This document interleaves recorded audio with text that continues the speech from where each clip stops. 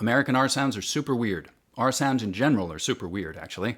Anyone who's even a tiny bit familiar with another language or two knows you're basically going to have to use a whole new R sound every time you learn a new language. And one of the crazy things is that a lot of these sounds don't even seem to have much in common.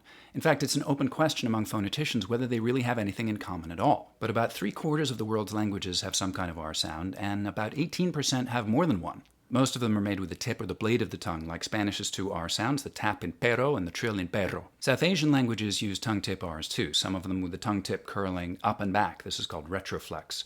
Ara, French, Danish, German, and Hebrew use uvular Rs made with the back of the tongue, ara. Japanese and Korean use tongue tip contact, but lack contrasts between R and L sounds, so depending on the phonetic context and dialect can have realizations involving features of one, the other, or both. Americans make R sounds in a few ways. Phoneticians have stuck people in MRI or X-ray machines and found at least 7 and maybe even as many as 23 different tongue configurations. But the majority of these break down into 2 basic types, retroflex and molar. Retroflexes, with the tongue curling up and back like in some South Asian languages, seem to be more common in places like Oklahoma and Texas and parts of the Midwest.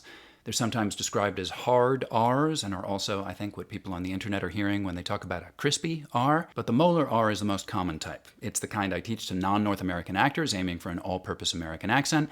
And it's also the weirdest. It's an incredibly weird thing to do with your tongue, in fact, creating really complicated shapes, which is why American kids often don't master it until age 5 or so. How do you make it?